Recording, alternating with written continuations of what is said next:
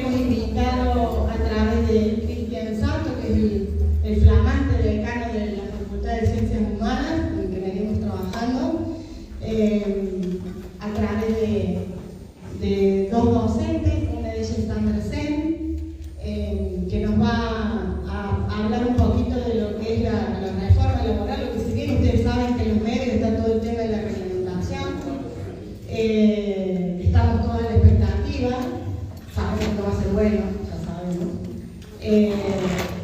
Sandra Sen nos va a poner blanco sobre negro cómo quedó, porque si bien nosotros venimos participando de clases públicas, de la UNI, en movilizaciones, en talleres, en encuentros sobre lo que iba a ser la ley base, bueno, vieron que tuvo idas y venidas, entonces para hoy nos vamos a saber cómo quedó en definitiva, y para eso nos hemos convocado a nuestros compañeros que son también trabajadores. Ustedes saben la lucha que están llevando adelante las universidades con el desfinanciamiento que tienen, en un gobierno que obviamente a la universidad no le conviene.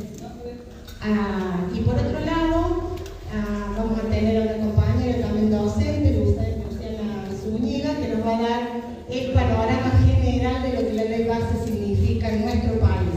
Porque si bien somos sindicatos, somos estudiantes, somos trabajadores, no podemos estar ajenos a la realidad de cómo afecta esta ley a nivel nacional. Un sindicato que no se involucra en las causas o en las luchas por un país libre, un país soberano, un país para todos, no está completa la función que debe cumplir en su rol social dentro de la comunidad. Así que simplemente agradecerles, porque le voy a dar la palabra un poquito a los compañeros acá. Por supuesto agradecerles a nuestros delegados de acá en Río Cuarto, que se han hecho presentes, nos venimos formando, capacitando, venimos con un tren, son unos genios todos. Digo esto porque hace 40 años que Río Cuarto no tenía el cuerpo de delegados, o sea, es todo nuevo prácticamente para los trabajadores aquí en la UNI. Los compañeros delegados de Río Cuarto que se están regionalizando, de General Dehesa, de San Basilio, que también han hecho el esfuerzo para estar presentes hoy, que están también iniciando un camino de formación sindical. A los sindicatos que hoy nos acompañan, Sador, Cristina, Coti, que es de Telefónico, también vienen llevando una lucha importantísima, Donato, Motori de transporte. O sea, cuando uno lo va a nombrar, va a decir que todos están en conflicto. Fabio Oviedo, el sindicato de la carne, con los compañeros. Darío Gravina, UPC, bueno, que hablar de la lucha que viene trayendo UPC con los docentes de Córdoba. Daniela del Suteri, los compañeros de Luz y Fuerza, Rubén, por supuesto, acá Daniel, que es nuestro referente del SUAEM de Córdoba, Víctor, aquí a mi lado, con los compañeros de San Francisco, Miguel, de Villa Giardino, por supuesto Hernán, que lo tenemos acá, es un honor enorme para nosotros, he hecho muchos kilómetros para estar hoy presente. Hernán Noval es nuestro secretario general de la Confederación de Trabajadores Municipales de la República Argentina.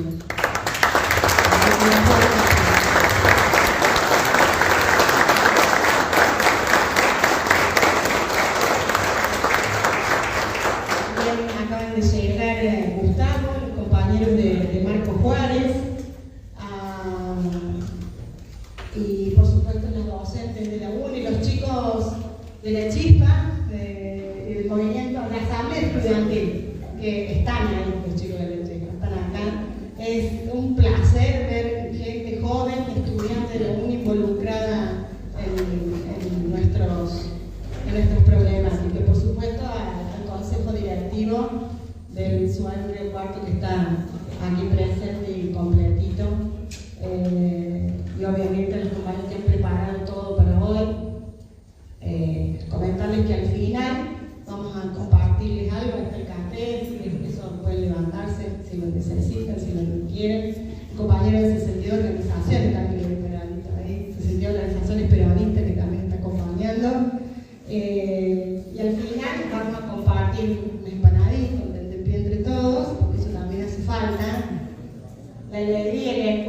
esperanza es algo que no tiene que perderse nunca, porque somos trabajadores populares. Así que bueno, muchas gracias. Le doy vuelta la palabra a Cristian para que le dé el enfoque de la UNI y después compartimos. Bueno, muchas gracias, Jorgelina. Buenos días a todas y a todos. En nuestro lugar, desde la Facultad de Ciencias Humanas, con mucha alegría y satisfacción participamos a través de dos docentes, de Sandra y de Luciana, para justamente dar un encuadre, en el caso de Luciana, a nivel macroeconómico general y particularmente en el caso de Sandra, como va a ser sobre la legislación laboral y lo que viene, bueno, a modificarse a raíz de las recientes definiciones en el gobierno nacional, como ustedes saben, y en el Congreso en particular.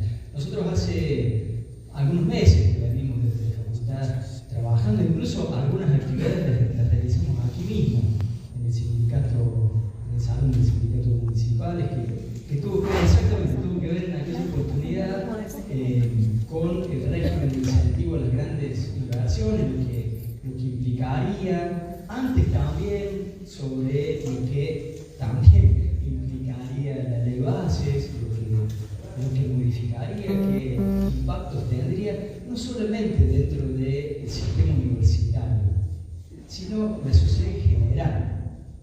Bueno, mucho de eso que se venía anticipando, que venimos analizando, se fue confirmando, fue sucediendo con las gravosas consecuencias que ha tenido, que está teniendo y que estimamos puede también llegar a tener para la sociedad en general. También desde la facultad y desde la universidad nos hemos expresado muy categóricamente con el levantamiento de la ciudadanía toda, insisto, en lo que ha sido una lucha de la sociedad en general sobre el presupuesto universitario, ahora más recientemente por la emergencia salarial, que ha sido también una definición que nuestra universidad tomó a través del Consejo Superior.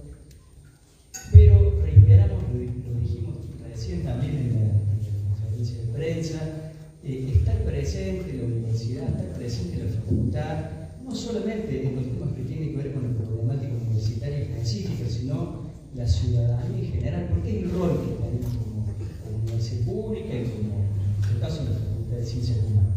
Así que agradecemos muchísimo la invitación, nos llena de orgullo la participación de profesores públicos acá, de nuestra facultad, con Luciana, con Sandra, y a ustedes también por la presencia, por la convocatoria, muy agradecido y a disposición por supuesto. Muchas gracias.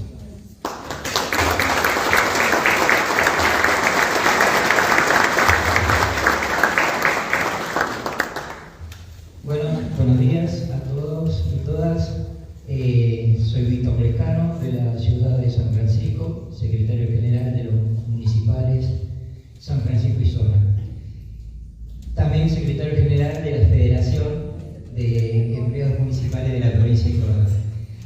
Bueno, agradecerle, Jorgelina, este encuentro, a todos los compañeros organizadores. Realmente un orgullo encontrarnos con compañeras y compañeros y sobre todo poder tener un ida y vuelta referido a la situación que estamos conviviendo en estos momentos, sobre todo los trabajadores.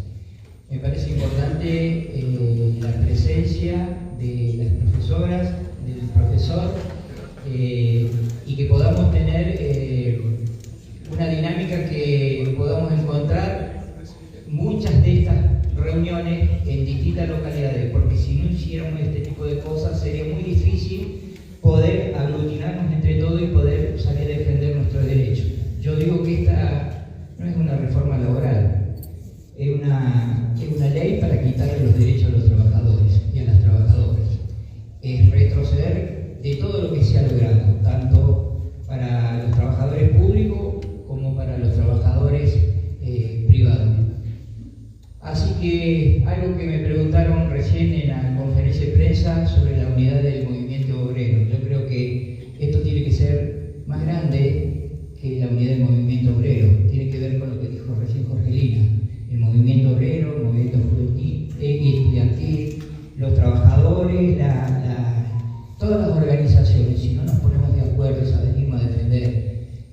que se tiene y por lo que van a venir va a ser un problema para todos. Seguramente vamos a retroceder mucho y creo que nosotros contamos con esa fuerza.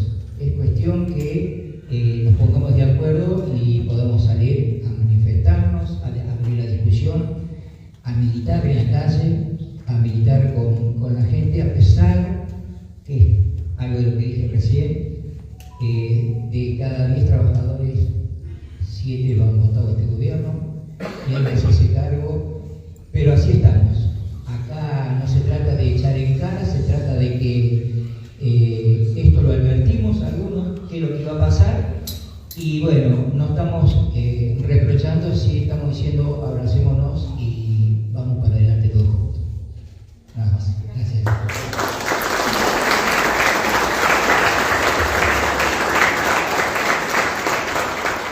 Yo le decía a Jorgelina recién, buen día, yo soy de los municipales de la ciudad de Córdoba, mi nombre es Raúl Daniel.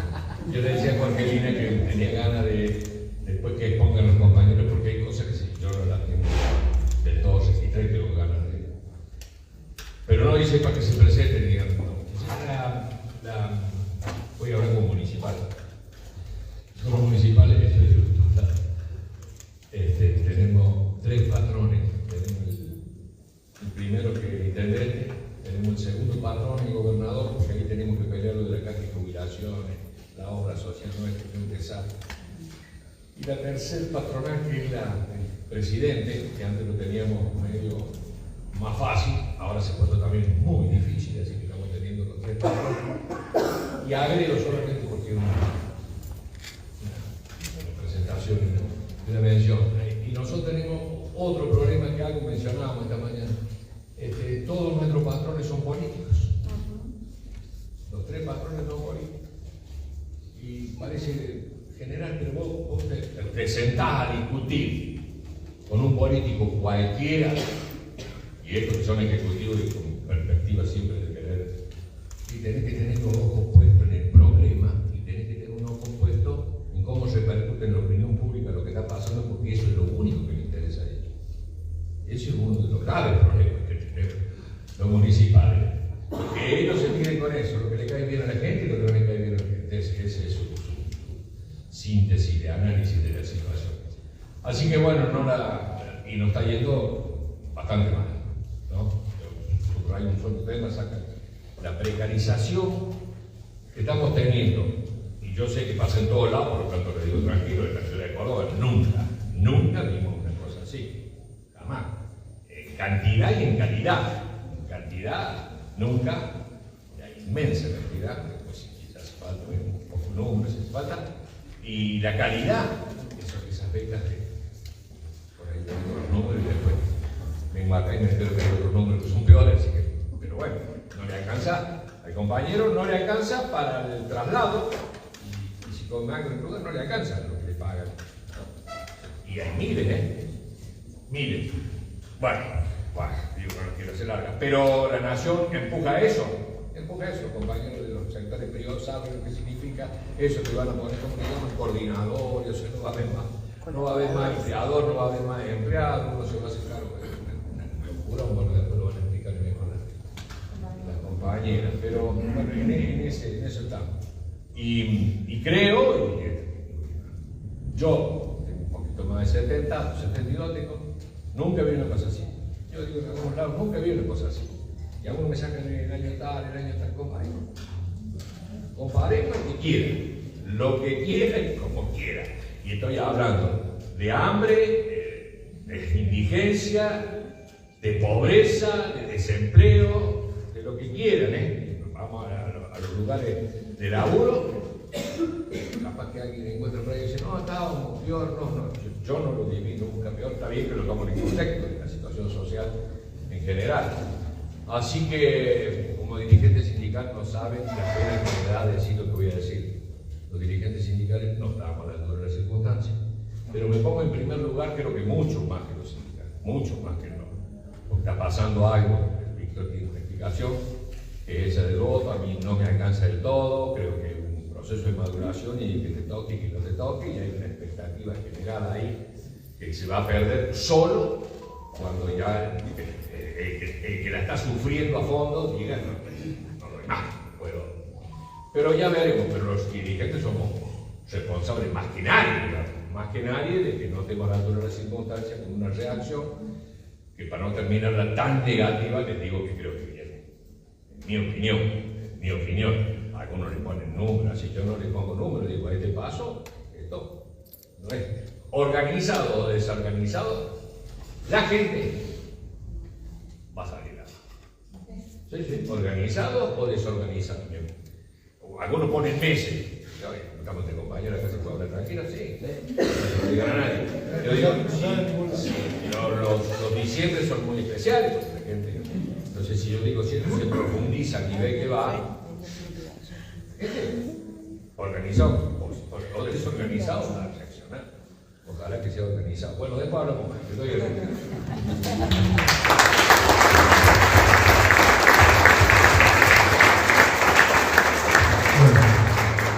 Gracias por recibirme acá en esta, que también es mi casa, así que ¿no? Somos todos trabajadores municipales y trabajadoras municipales. Yo desde muy joven vengo a Córdoba por militancia, siempre.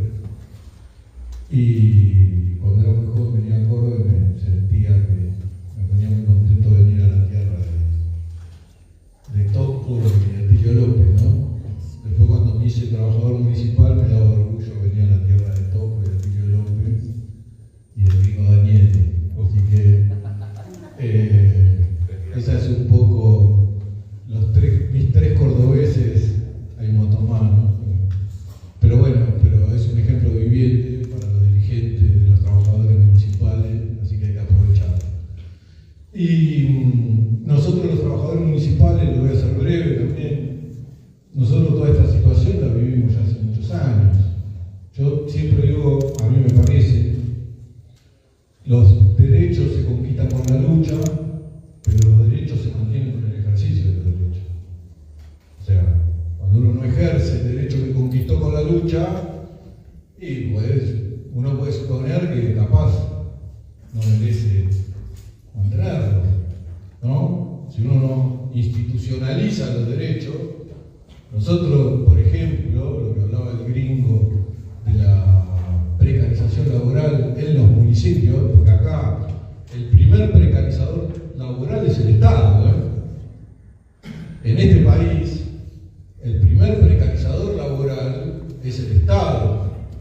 Entonces, nosotros como Estado, y esto es para pensarlo, no digo para que lo pensemos, nosotros como Estado le reclamamos a la empresa privada que no tiene que tener ni precarización ni fraude laboral, y el Estado es el primero que precariza y que tiene fraude laboral, porque los monotributos y la manera de monotributo en las municipalidades vienen de larga data. Nosotros le llamamos a la conurbanización, empezó en el conurbano bonaerense.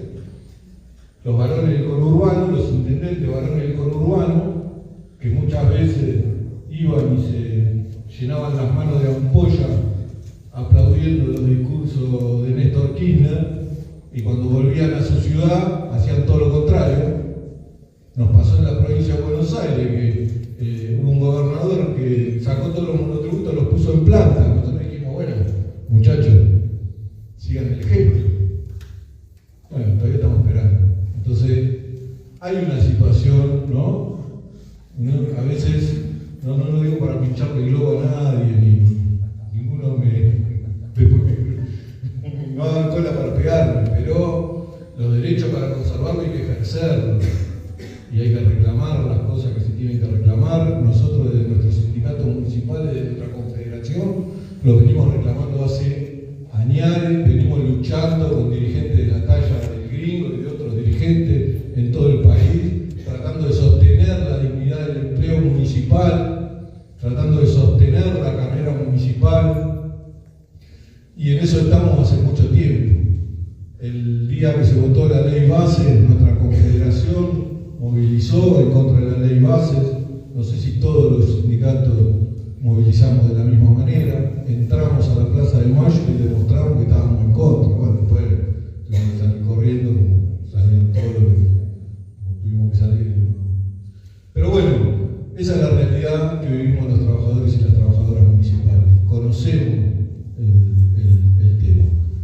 Hay que luchar para que este gobierno deje de avanzar en las cuestiones que tienen que ver con los derechos laborales. Hay que ponerle freno en algún momento, y esto es una cuestión que nosotros creemos que desde el movimiento sindical es una cuestión que se tiene que hacer desde las bases, desde los trabajadores, hacia las dirigencias, para que la dirigencia pueda estar a la altura de las circunstancias y frenar lo que es un modelo que ya vivimos en la Argentina y que no queremos volver a vivir. Así que corto, me voy a tomar nota porque es verdad, me parece muy útil la capacitación. Cuando arrancó la ley, prácticamente era una constitución nueva.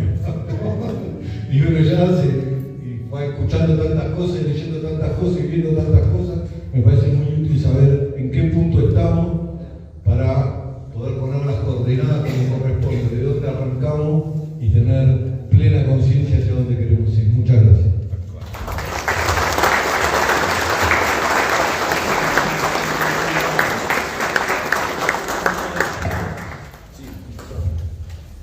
Buenos días, mi nombre es Luciana Zúñiga, como me presentó Cristian, soy docente de la Universidad de Río Cuarto, licenciada en Economía, y la idea de intervención es dar un panorama breve, sí, un pantallazo general del desempeño macroeconómico que viene teniendo el gobierno de Milei y contextualizar en eso a la ley base. La idea es empezar poniéndola en contexto del modelo que propone Milei. Después ver algunos gráficos bastante sencillos, que son bastante ilustrativos de cómo se viene desempeñando la economía. Y por último, plantearnos algunos interrogantes, ¿sí? No necesariamente para responderlos hoy, sino para reflexionar de hacia dónde vamos. Bueno, primero, ¿cuál es el modelo que propone Milei? ¿Quiere que nos pasemos para aquel lado? Así vemos la... Bueno, yo sí. Sí.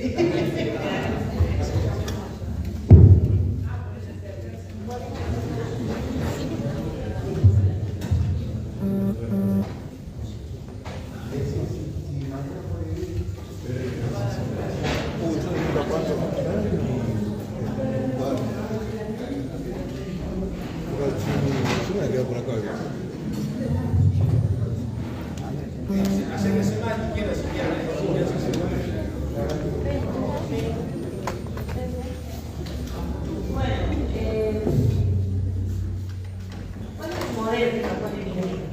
Si bien se presentó y se presenta como austríaco, como anarcocapitalista, como algo novedoso, en realidad la regulación que propone es una regulación liberal, como la que ya hemos visto y ya hemos vivido en nuestro país. ¿Qué consiste básicamente?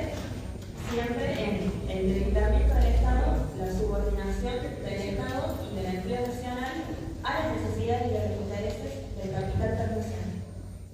¿De qué manera lo hace? Bueno, todo lo hemos visto, ¿sí? El debilitamiento del Estado con el cierre de programas, con los despidos masivos de empleados públicos, con el desfinanciamiento de la educación, al sistema científico y tecnológico, con las privatizaciones. La subordinación del empleo también se ve claramente con el cierre de paritarias, con la flexibilización laboral, ¿sí? De lo que voy a hablar Sandra más en detalle, y también una serie de regulaciones que son un enorme esfuerzo regulatorio. Si no es un Estado ausente como el que él propone, es un Estado muy presente, que hace enormes esfuerzos como el de la ley base, y que es una ley gigante, fuertemente intervencionista, pero con este objetivo, ¿sí? De alinearse a las necesidades del capital internacional.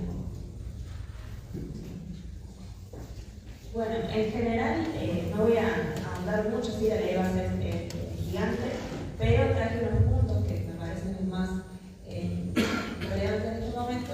Por un lado, la privatización de empresas públicas, ¿sí? La reforma laboral y también el paquete fiscal, que para decirlo de manera más sencilla, es sumamente regresivo, ¿sí? Mientras ahora hay trabajadores que van a pagar impuestos a la ganancia, hay grandes sectores de ingresos que se van a ver beneficiados, ¿sí? Que van a pagar menos impuestos. Y también el RIGI, el régimen de incentivos de las inversiones, que también se aprobó dentro de esta ley base, ¿sí? Que básicamente concede privilegios y beneficios a los grandes capitales, mientras que, para que realicen inversiones en nuestro país, mientras que no queda claro cuáles son los beneficios que nuestro país va a obtener de esas inversiones. No queda claro que vayan a generar empleo, no queda claro que vayan a generar divisas, ¿sí? No queda claro que se vayan a cuidar nuestros recursos naturales, todo lo contrario. Y también debilita la posición de las pymes. ¿Por qué? Porque les expone una competencia que es completamente desleal y desigual. Entonces, bueno, lo que siempre sucede con estos modelos es que las pymes no sostienen, ¿sí? Y terminan cerrando. Bueno, en síntesis ese es el modelo que propone. Ahora vamos a ver algunos resultados macroeconómicos del desempeño que viene teniendo en la gestión del MEI. Bueno, primero y principal, la recesión, ¿sí? Que todos lo vemos, una caída de la actividad económica y de la producción. En ese gráfico, que es un gráfico publicado por el INDE, se ve la producción nacional desde 2004 a 2024.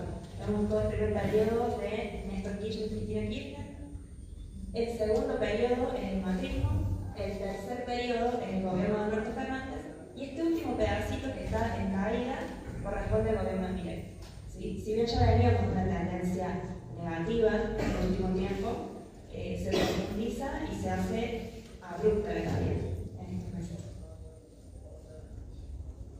Por supuesto que esto de que haya menor nivel de actividad y menor producción, si las empresas no están produciendo, claramente no están contratando trabajadores. Ha habido muchísimos despidos. Y sin ahondar mucho en los números que presenta esa tabla, en realidad lo que queda claro de ahí es que el empleo cae y aumenta el desempleo y la subocupación. Es decir, hay presión en el mercado de trabajo de gente que busca empleo y no lo consigue.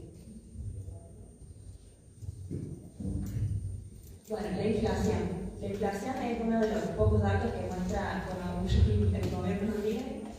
Y lo que vemos acá es un gráfico que muestra inflación mensual, pre-Milei y durante el periodo de gestión de Milei. Y vemos que si bien en este momento la inflación está baja, apenas nació Milei la inflación se dispara. Tuvimos inflación mensual superando arriba del 20 puntos en enero, febrero, y luego baja y se estabiliza. Bueno, esto es lo que explica en realidad la aceptación que sigue teniendo Milei en la opinión pública, ¿sí? Sostener el nivel de inflación bajo, porque debido a la senda por la que veníamos, la preocupación que él supo leer perfectamente de la gran mayoría de las personas, de esos 7 de cada 10 trabajadores que lo votaron, que el rumbo que está tomando la inflación realmente generaba mucha incertidumbre y mucho temor. La gran pregunta es cómo se sostiene esta inflación baja, cómo se va a sostener y hasta cuándo. Bueno, la caída del salario, ¿sí? Mejor dicho, el poder de compra del salario.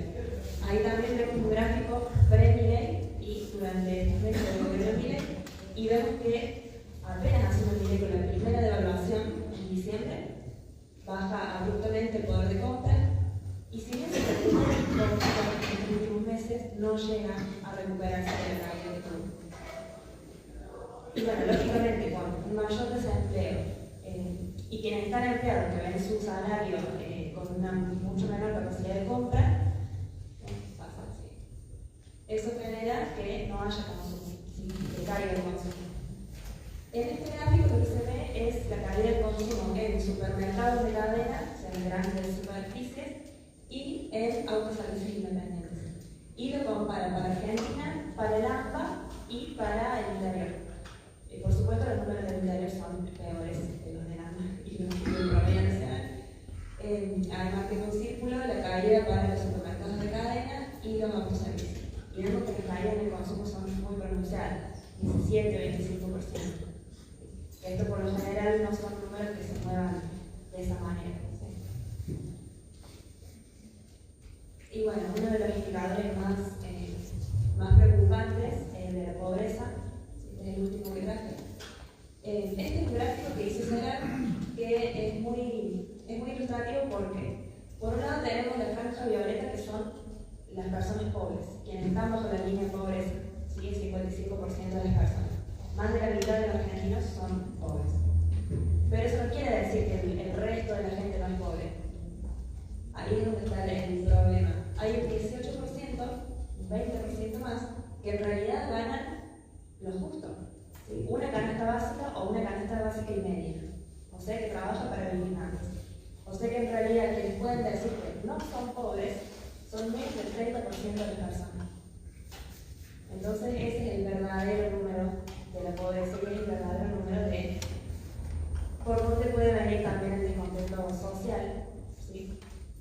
Cuando esto sigue evolucionando.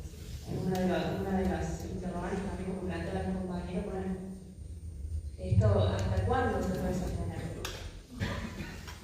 Entonces, bueno, para terminar, algunos interrogantes que surgen a partir de estos números. Por un lado, ¿qué tan viable es este modelo? ¿Cuál es la viabilidad económica del modelo? Más allá de la viabilidad social o política, ¿cuál es la viabilidad económica? ¿Cuál va a ser el motor de crecimiento? ¿Cómo se va a reactivar la economía? Eso no está claro, porque con reducir la inflación y con tener superávit fiscal no alcanza. El superávit fiscal no genera ningún crecimiento y tampoco va a solucionar el gran problema que tenemos, que es el problema de la deuda externa. Si necesitamos dólares para pagar la deuda externa, que tampoco está claro de dónde van a provenir esos dólares. Eso nos lleva a la segunda pregunta. ¿De dónde van a venir esos dólares? Veremos cómo lo va respondiendo el gobierno de Milei. Y el tercer interrogante es hasta qué punto va a ser posible contener el tipo de cambio, ¿sí? Que las divisas se están utilizando más que nada por eso. Necesitamos divisas para pagar la deuda, para tener reservas, para tener el tipo de cambio. Y la pregunta es hasta cuándo se podrá sostener, porque el tipo de cambio, como todos saben, está bastante atrasado, bastante enganchado, intervenido, pero bueno, para eso se necesitan dólares. Y dólares no tenemos. Así que bueno, veremos cómo va respondiendo estos interrogantes con el tiempo el gobierno de Javier Milei, pero bueno, ese es un poco el panorama en el cual se encuentra esta ley base. Bueno, ese es todo de mi parte.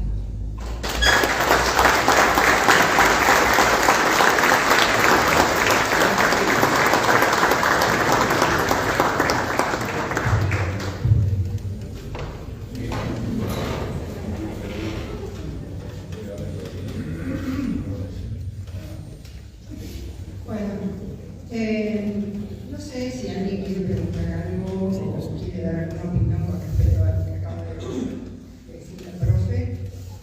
Para yo empezar, porque bueno, lo mío está enmarcado obviamente, como ella señaló, dentro de lo que es este contexto macroeconómico. Voy a abordar, yo soy docente de la Facultad de Ciencias Humanas y de la Facultad de Ciencias Económicas de la Universidad de Río Cuarto. Mi nombre es Sandra Sen. Y agradezco a la Facultad de Humanas que nos han tenido en cuenta para participar en esta actividad y a las autoridades del sindicato municipal también. Está muy buena la iniciativa de empezar a hacer acciones conjuntas, porque así como señalaba mi compañero recién, que 7 de cada 10 trabajadores han votado Milei, nosotros decimos que 7 de cada 10 alumnos también han votado Milei, estudiantes de las universidades públicas y también docentes de las universidades públicas han votado Milei. Así que bueno, creo que debemos estar enmarcados sí o sí en la misma lucha, porque no hay otra salida que no sea una acción conjunta, ¿no? Eso es un poco mi punto de vista, ¿no? Lo que está pasando. Bueno, yo me voy a centrar, y también los abogados, yo soy abogada, y los abogados laboralistas especialmente estamos sumamente preocupados con todo esto, y contrariamente a lo que se pretende con esta ley, que es bajar la litigiosidad, terminar con la famosa industria del juicio, por el contrario va a haber mucha más litigiosidad, y acá van a venir planteos permanentes de inconstitucionalidad, porque esta ley vulnera nuestros derechos constitucionales, especialmente el 14 bis, y todos los tratados internacionales, ¿no? En muchos puntos, por ejemplo. Bueno, tenemos, yo he estado dando algunas charlitas con la profesora Hernández que está acá, cuando era proyecto, ley bases, ahora ya tenemos la ley de bases y puntos de partida para la libertad de los argentinos, que así se llama, el número de la ley es la 27742, Esta ley abarca, como bien decía la compañera, muchos puntos. Yo voy a centrar en lo que es empleo público y lo que es lo privado, ¿no? Porque hay dos títulos, puntualmente tres títulos. El título 2, que lo tienen en la filmina, sobre reforma del Estado. Hay un capítulo puntual, que es el capítulo 4, que habla del empleo público. Ese capítulo puntualmente ya se ha reglamentado, si bien hay algunos artículos sin reglamentar, se reglamenta con el decreto número 695, de ahora del 2024, y el anexo de ese decreto, ¿no? Y el título, después está el título 4, referido a la promoción del empleo registrado, y un título 5 sobre modernización laboral, que ahí que saca la ley de las multas por el empleo no registrado y deroga, modifica la ley de contrato de trabajo, bueno, y varios puntos que yo voy a ir desagregando ahora están en ese título 5. Yo voy a centrar en eso. Nosotros estamos también con una vorágine normativa, así que me he traído apuntes por las dudas, porque día a día salen cosas, uno empieza a buscar y analizar. El decreto reglamentario de este título 4 y 5 está a salir, ya se está cocinando, digamos. Si no está saliendo hoy, está saliendo el lunes, martes, porque es lo que sigue, y ahí hay que estar muy atento con algunas reformas puntuales, ¿no? Porque tiene que ver con el fondo de cese laboral, por ejemplo, algunas cuestiones que ver después que hacen los distintos sindicatos o cómo se sigue la negociación colectiva con relación a esas cuestiones. Bueno, vamos con el empleo público, que sería el primer puntito. Si me extraño mucho, ya me dicen y voy cortando, porque es como difícil por ahí sintetizar demasiado. Bueno, el capítulo del título de empleo público modifica la ley de empleo público nacional, la 25.164, que es la ley marco que regula el empleo público nacional. Esta ley, esta modificación, establece obviamente la situación de disponibilidad para los trabajadores por un periodo máximo de 14 meses para aquellos trabajadores que están alcanzados por la estabilidad. O sea, que esto, yo lo adelanto esto, ¿no? Pero atenta abiertamente contra la estabilidad del empleo público, que está en el artículo, contemplado expresamente en el artículo 14 bis de la Constitución Nacional, que habla de la estabilidad del empleo público. Entonces, situación de disponibilidad por un periodo de hasta 12 meses para trabajadores alcanzados por la estabilidad frente a medidas de reestructuración. Y ahí incluye supresión de órganos, de organismos o funciones, o cuando la planta o el área donde están trabajando los trabajadores se encuentre excedida. Si ellos consideran que está excedida, se reduce y quedan en situación de disponibilidad de los trabajadores. Habla de una estabilidad, de una disponibilidad de hasta 12 meses, y ya en el decreto reglamentario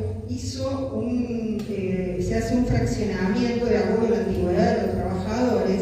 Recién cuando el trabajador o la trabajadora tenga más de 30 años de antigüedad le van a corresponder los 12 meses completos. Si no, va a ser gradual. A ver si me encuentro, les digo exactamente. Como acá, si tiene hasta 15 años de antigüedad, van a estar en situación de disponibilidad por 6 meses. Si tiene entre 15 y 30 años de antigüedad, van a estar 9 meses. Y más de 30, 12 meses en situación de disponibilidad. Eso que implica que pasado ese tiempo, si sus trabajadores no son reubicados, que no tienen la obligación 100% de reubicarlos, o no encuentran otro empleo, quedan desvinculados.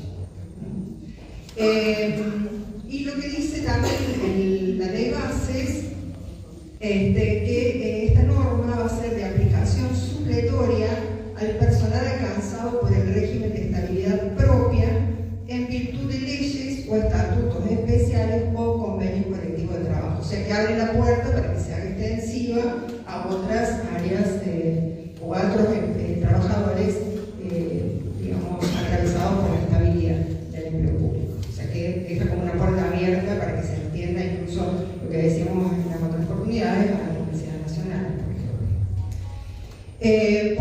Están excluidos los delegados de personal durante el mandato o el año de estabilidad y quienes se encuentren en licencia por enfermedad o accidente, por embarazo, por matrimonio, en todos esos casos hasta que venza el periodo de licencia, incluso después de pasar la inestabilidad, el delegado personal también podrá pasar a disponibilidad como el resto de los trabajadores. Después hay otra cuestión que modifica, que tiene que ver con la movilidad del personal, que puede ser ubicados o reubicados dentro de la misma dependencia o de otra dependencia, en la misma jurisdicción o en otra jurisdicción, según lo que sea necesario, que la autoridad entienda conveniente, y aparece como una atribución del empleador, no requiere el consentimiento del trabajador, y expresamente de la ley originaria se elimina el párrafo que decía: debiendo contemplarse en todos los casos la ausencia de perjuicio material o moral al trabajador. O sea que como que hay una disponibilidad bastante amplia por parte de la autoridad. Bueno, yo no los quiero deprimir, pero todo lo que viene es más o menos parecido. Es una locura, sí. Empleo público. Con respecto a la carrera administrativa, acá, bueno, obviamente que mantiene toda la situación de que debe tenerse en cuenta la capacidad, la idoneidad, deben hacerse, para mantenerse en la carrera administrativa, tenerse en cuenta la igualdad de oportunidades, bueno, ellos ahí reglamentan todo lo que tiene que ver con la implementación de concursos, y cómo se van a llevar adelante, qué criterios tener en cuenta y demás, pero lo que yo señalé ahí en negritas es que de la ley anterior elimina la posibilidad de que de los convenios colectivos de trabajo se prevean los mecanismos de participación y control que permitan a las asociaciones sindicales verificar el cumplimiento de los criterios que se van a determinar por parte de la administración. O sea que también acá apunta contra los sindicatos o contra la posibilidad de que estén controlando y participando en estas instancias, de alguna manera. Y después otra cuestión que tiene que ver con la jubilación de los empleados públicos. Ahí también esa parte se ha reglamentado. El personal puede ser intimado a iniciar los trámites jubilatorios cuando tenga los requisitos para jubilarse. Y acá en la ley base eliminaba lo que dice que se lo autorizaba a continuar en prestaciones de su servicio por el periodo de un año a partir de la intimación respectiva. En realidad se nos autoriza a continuar en el decreto reglamentario, pero se nos obliga a que una vez intimados para que comiencen los trámites jubilatorios, tienen 72 horas para comenzar los trámites y, tienen 30 días para comenzar los trámites. Si no iniciaran los trámites y no denunciaran el comienzo de los mismos o algún impedimento a la autoridad de aplicación, a la autoridad pública, digamos, al empleador, directamente se los va a desvincular. O sea que los trabajadores van a tener que estar muy informados, muy atentos, porque cualquier demora, cualquier cuestión va a terminar con la desafectación de los trabajadores, obviamente sin pago de indemnizaciones en su caso, ¿no? Bueno, es materia para estudiarlo y profundizarlo en detalle ahí, ¿no? Hay varias cosas más que no me voy a explayar sobre la reglamentación porque no voy a terminar nunca. Con respecto a las prohibiciones, hay una cuestión que tiene que ver con prohibiciones hacia los trabajadores para no ser sancionados o para no incurrir en alguna irregularidad. agrega el inciso J, donde están las prohibiciones, al artículo 24, que dice que los trabajadores en los empleados públicos tienen prohibición de realizar durante sus horas laborales del servicio público o cualquier tipo, durante sus horas laborales, cualquier tipo de tareas vinculadas con campañas electorales biopartidarias. O sea que ahí no se podría hacer campañas dentro del ámbito de trabajo de la administración pública. Habla de campañas electorales biopartidarias. ¿Qué pasaría con las campañas cuando tenemos elección de delegados? Habría que ver esa parte, no la reglamentación, pero habría que revisarla, la tengo acá, en todo caso lo vemos. Pero lo dice así, la ley Baxter lo dice de esta manera. Con el régimen sancionatorio también hay varias modificaciones, hay un detalle de situaciones.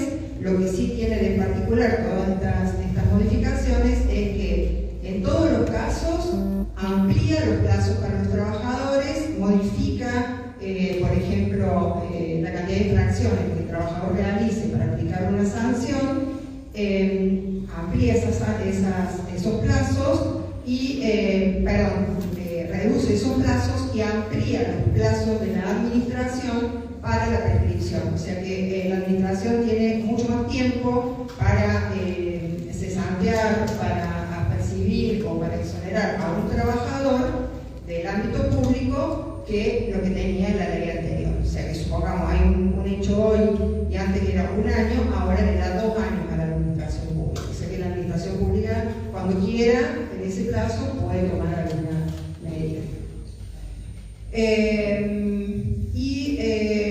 Otra cuestión que parece que va contra la organización sindical y contra la libertad sindical que afectan estas cuestiones, tiene que ver con el artículo 16 bis, que habla del ejercicio regular del derecho de huelga, que ahí lo que establece que no va a causar ninguna sanción administrativa, pero llamativamente agrega: y el descuento de la remuneración será proporcional al tiempo no trabajado.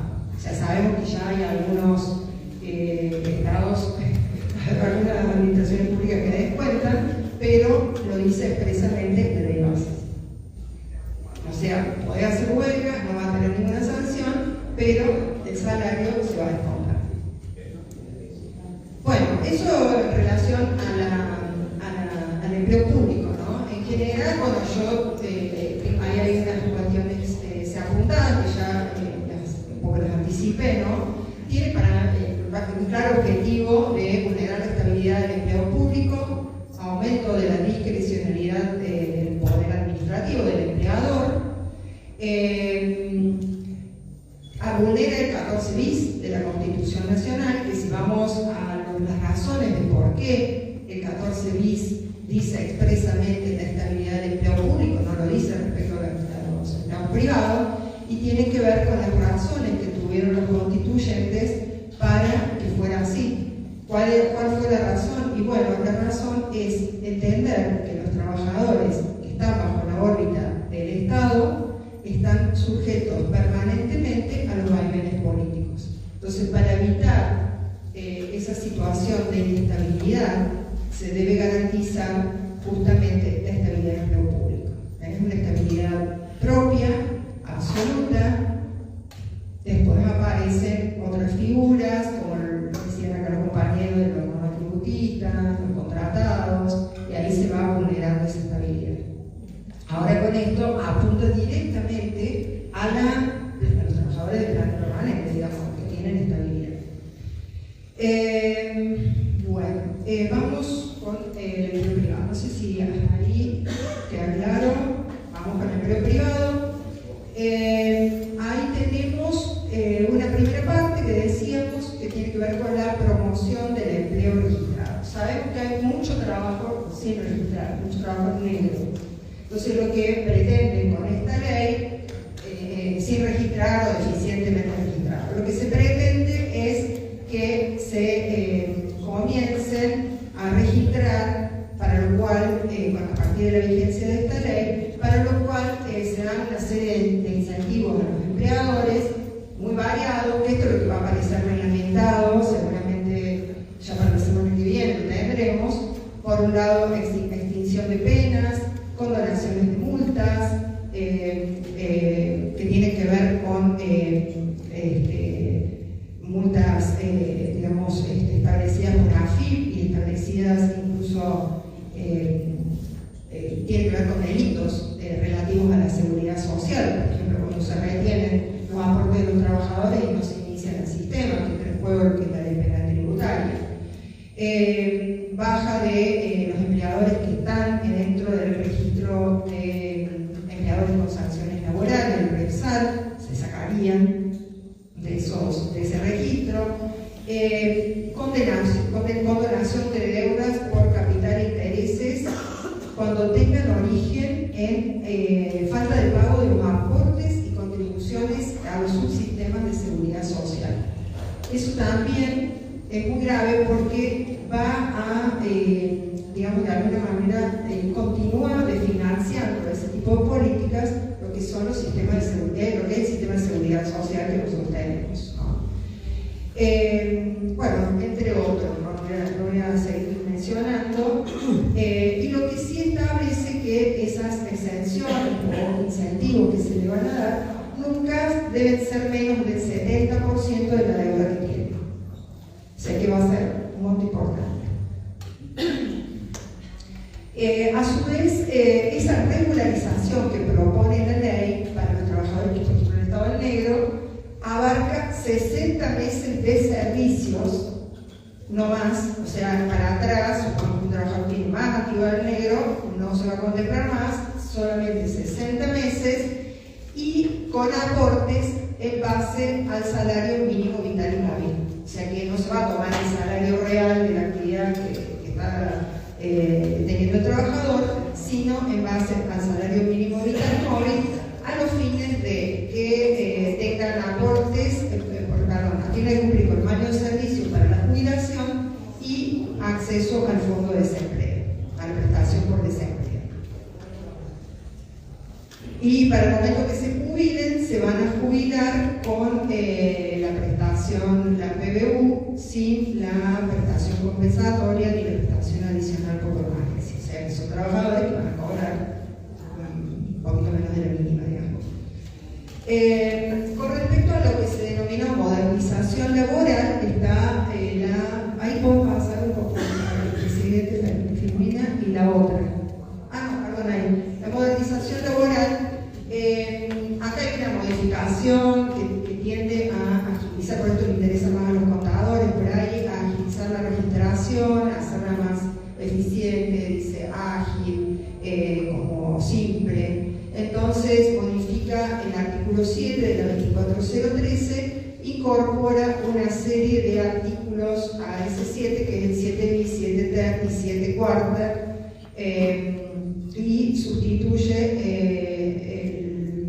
el artículo 18 del Sistema Único de Registro. Ahí, bueno, son cuestiones más técnicas, que eso va a depender de la reglamentación, que es a los fines de registrar a los trabajadores. Bueno, me voy a adelantar acá porque no sé si está más adelante, pero no sé si está más adelante. Vamos con la ley de contrato de trabajo, modifica también el artículo 2 de la ley de contrato de trabajo, y cuando se refiere a cuáles son las actividades que están fuera de la ley de contrato de trabajo. O sea que no hay relación de dependencia en el caso de contratos de obra, servicio, agencia, y son todas las reguladas por el Código Civil y Comercial de la Nación. Que de hecho no estaban hasta ahora, no hace falta incluirlas acá, porque son propias del Código Civil y Comercial de la Nación. Pero esto, o sea, no es ingenuo, digamos, no es como un objetivo que es de alguna manera abrir la puerta para que haya más contrataciones de ese tipo, porque también modifica otro artículo, que es el artículo 23 de la Ley de Contrato de Trabajo. El artículo 23 dice que cuando hay relación de trabajo, que es el hecho de la prestación efectiva, se presume un contrato de trabajo.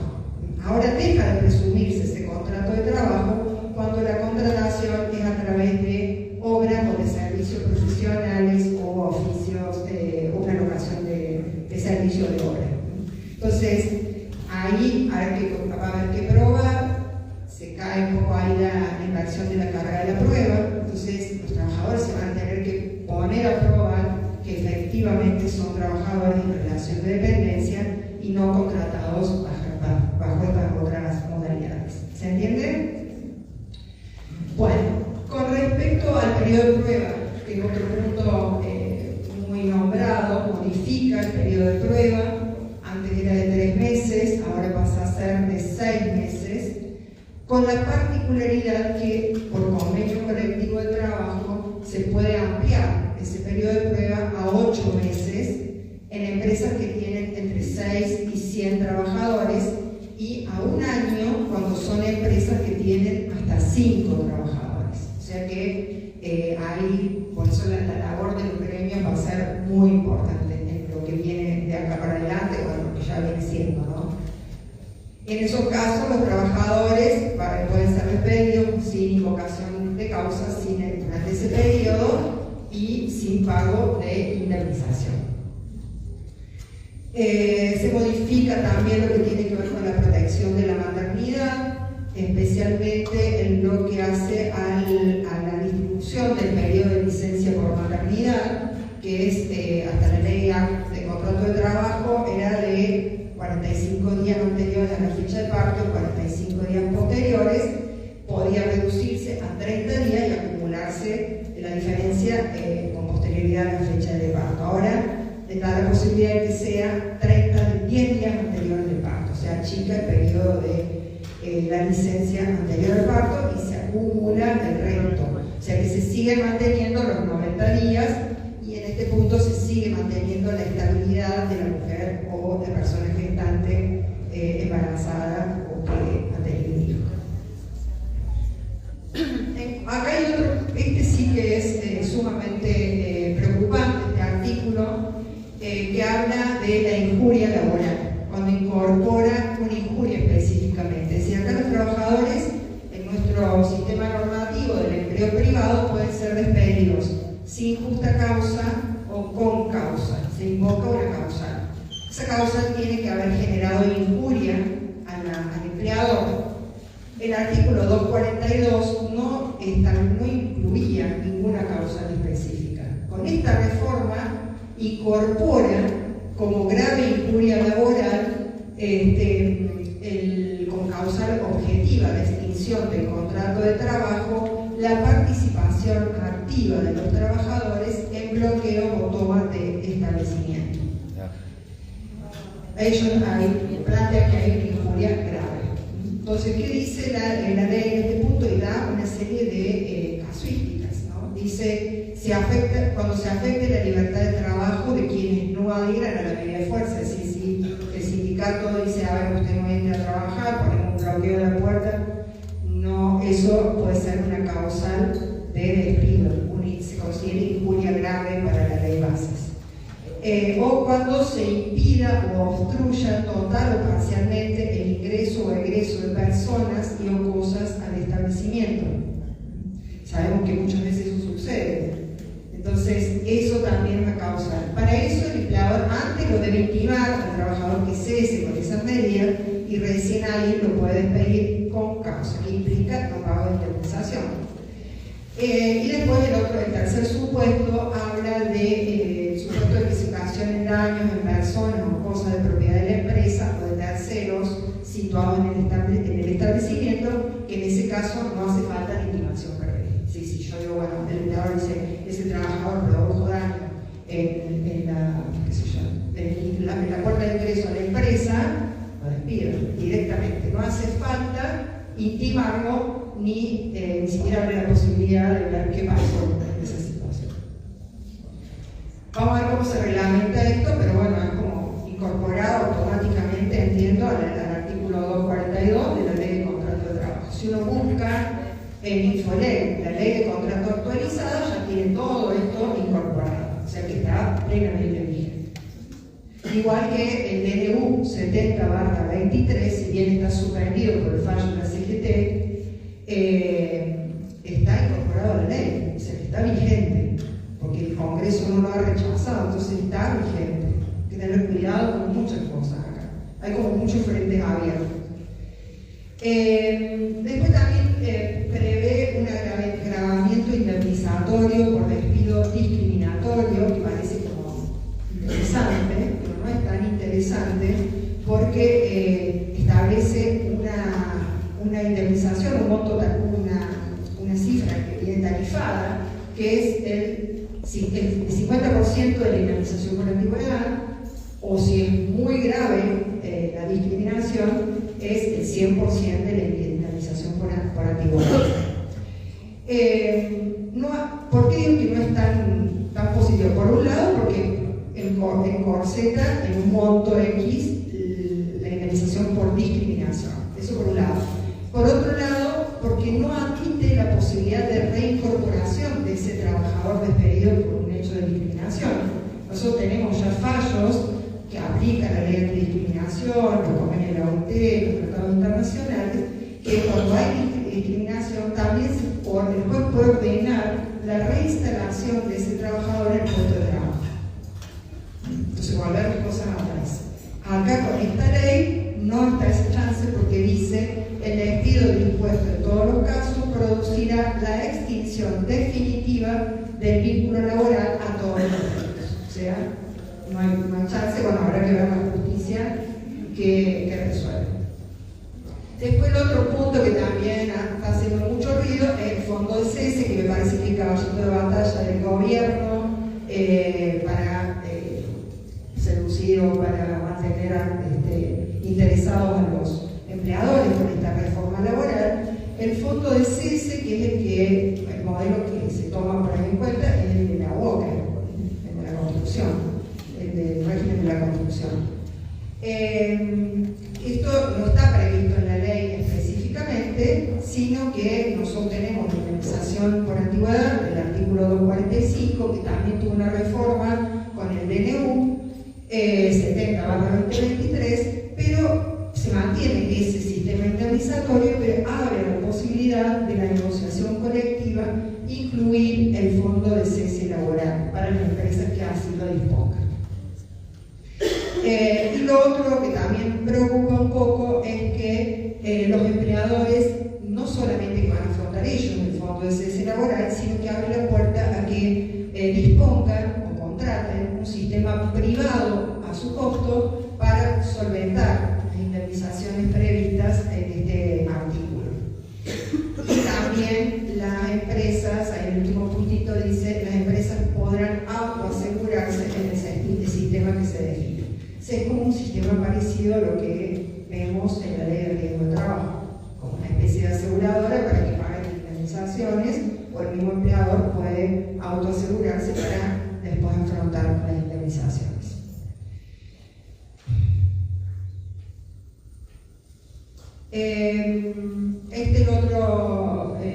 La otra cuestión es el de los trabajadores independientes como colaboradores, que el compañero lo había mencionado también, que eso también va a generar mucha inestabilidad en el empleo privado, va a generar trabajadores que no van a tener vacaciones, que van a estar muy limitados por el tema de los descansos. Sí, van a tener obra social y van a tener ART, porque así lo dispone la ley base, pero van a estar muy limitados en otras cuestiones. Que es el trabajador independiente que puede contar con hasta 3 trabajadores independientes para llevar adelante un emprendimiento productivo. Y acá después hubo un agregadito que no estaba en el DNU, porque esto viene del DNU, que el DNU hablaba 5, se bajó a 3 trabajadores independientes, como colaboradores serían en ese caso, siempre y cuando, dice el artículo, no se den las notas tipificantes de la relación de dependencia. Será materia de prueba en su caso. Modifica lo que es el trabajo agrario, le incorpora el periodo de prueba y da la posibilidad, en lo que es la bolsa de trabajo, no sé si alguien conoce cómo funciona, que la proveía el sindicato. Ahora el sindicato lo único que va a hacer es poner a disposición del empleador esa lista de trabajadores, y el trabajador va a decidir si toma alguno o no, o si toma trabajadores de otro lado. O sea, como que ahí también debilita el sindicato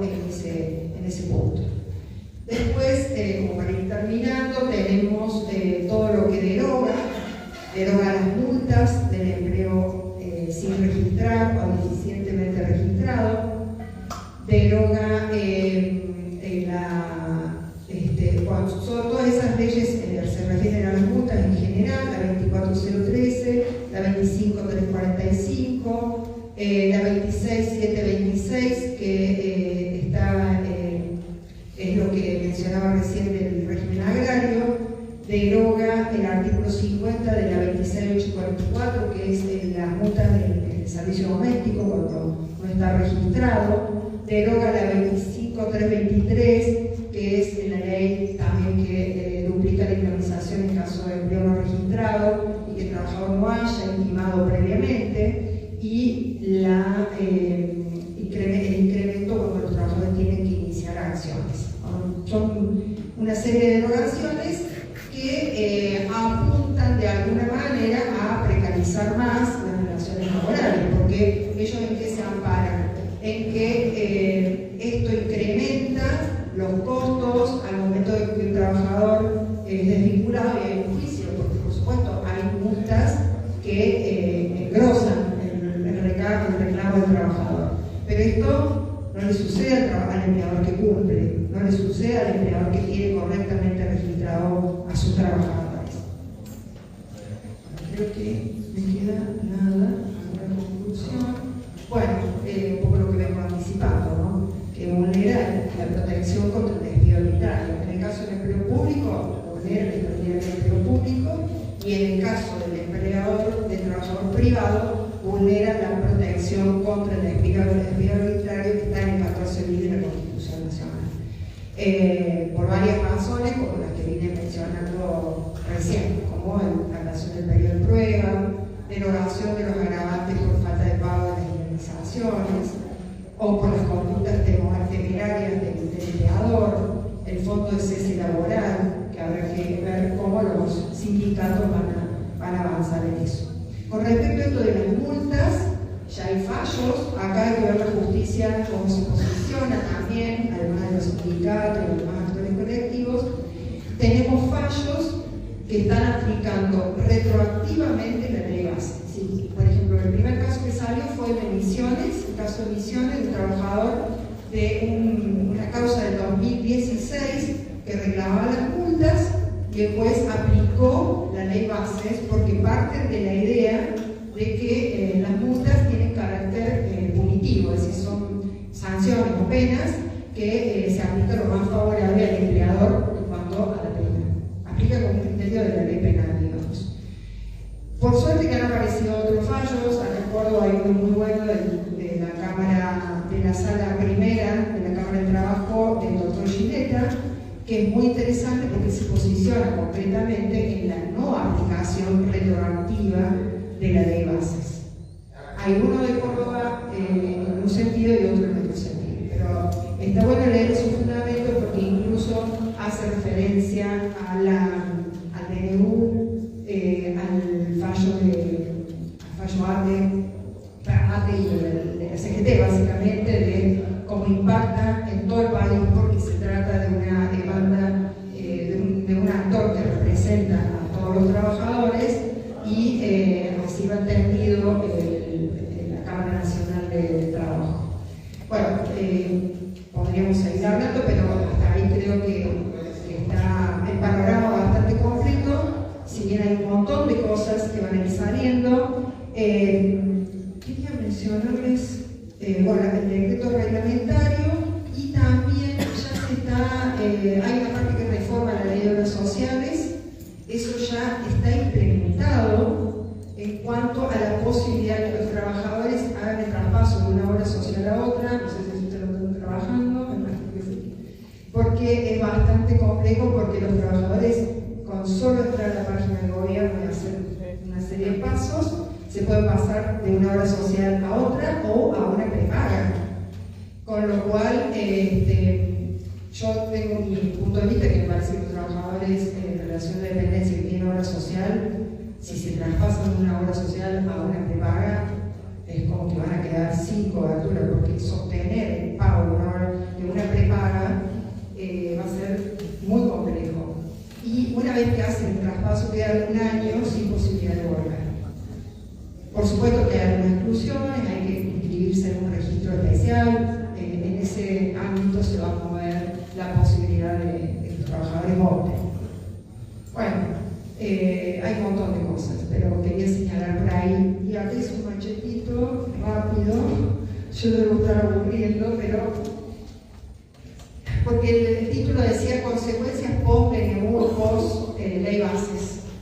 Bueno, consecuencias montones: alta litigiosidad, más desregulación, ataque sistemático y reiterado a la libertad sindical por varios frentes, porque no hay un frente concreto, liberalización en la elección de la cobertura médica, entre obras sociales y prepaga, el pago de cuota a los empleados públicos, luego de pasa de disponibilidad,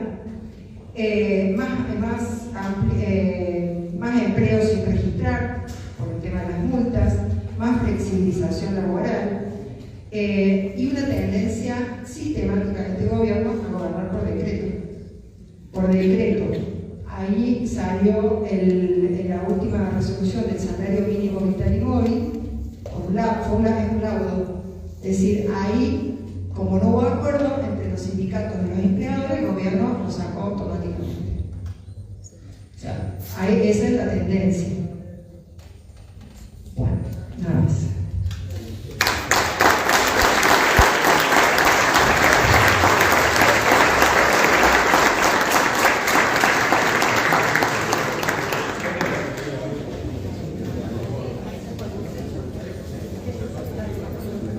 Bueno,